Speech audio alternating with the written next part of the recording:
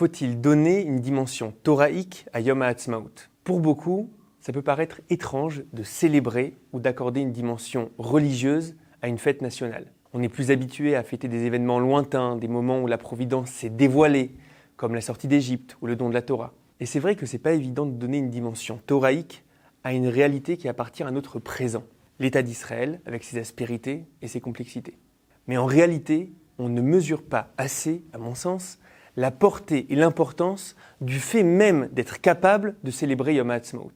Célébrer Yom HaAtzmaut, c'est être capable de voir une dimension métahistorique, une dimension de providence, non seulement dans un passé lointain, non seulement dans les livres, mais aussi justement dans le présent, dans l'histoire actuelle du peuple juif. Célébrer Yom HaAtzmaut, c'est être capable de prendre de la hauteur et de réaliser que nous vivons tout simplement un miracle historique. Un peuple qui a été éparpillé et oppressé pendant 2000 ans et qui, contre toutes les règles de l'histoire, revient sur cette terre et retrouve sa dimension de nation. Toute personne qui connaît un peu nos textes sait à quel point ils sont traversés par des promesses, par des prophéties dites il y a des milliers d'années.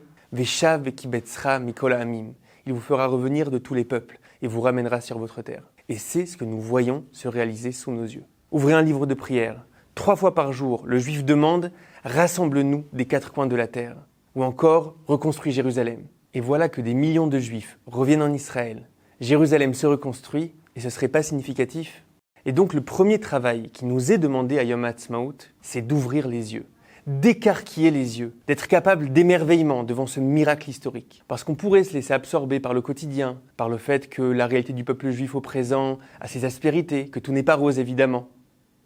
Mais prendre un jour pour réaliser le don qui nous est fait, de pouvoir à nouveau exister comme peuple d'Israël, d'avoir une souveraineté, une armée, de pouvoir à nouveau développer nos différentes forces, une Torah aussi qui revient petit à petit dans le lieu où elle peut être incarnée. Prendre un jour pour retrouver l'émerveillement, pour être capable de remercier le ciel de vivre dans cette époque inouïe. Mais comme tout anniversaire, il y a aussi une deuxième dimension. Quand je fête mon anniversaire, je célèbre le fait d'exister. La vie m'est donnée. Essayez de ne pas prendre l'existence comme une évidence. Mais immédiatement, une autre question apparaît. Qu'est-ce que je fais avec cette existence-là? Quel horizon je lui donne? Quelle direction j'ai envie de donner à cette vie qui m'est offerte? Et c'est exactement à cela qu'on est invité à Yom HaAtzmaut. D'un côté, on célèbre le simple fait que le peuple juif renaisse, qu'il réexiste sous forme de nation, mais cela implique directement une autre question. Qu'est-ce qu'on fait avec cette renaissance? Quel horizon on a envie de donner à cette aventure? Qu'est-ce que ça veut dire une indépendance juive?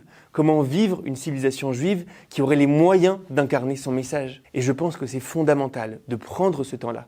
Parce que le risque, après 2000 ans d'exil, c'est qu'on ait du mal à faire ce changement de phase. Le peuple juif a vécu un changement de phase.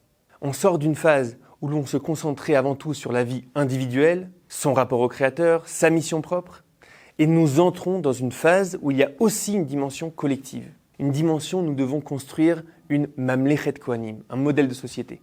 Ne pas changer de phase, ce serait un peu comme un père de famille nombreuse qui continuerait à se vivre comme un jeune célibataire, qui pourrait partir 6 mois pour se chercher. C'est légitime à un certain âge, mais c'est plus légitime quand on est père de famille avec les responsabilités que ça implique.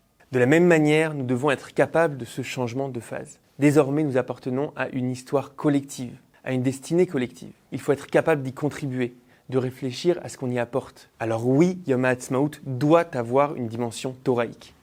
Celle d'être capable de voir les promesses et les prophéties se dévoiler sous nos yeux. Celle d'être capable de remercier le ciel pour ça. Celle aussi d'assumer notre responsabilité. Transformer cette réalité en ce qu'elle est appelée à devenir.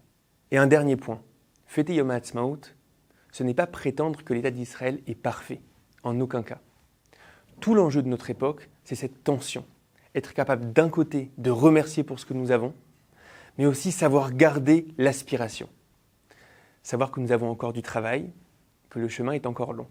Exactement comme une naissance. On célèbre la naissance, mais on sait très bien qu'il y a encore un enfant à faire grandir. Alors nous aussi, faisons grandir cette histoire ensemble.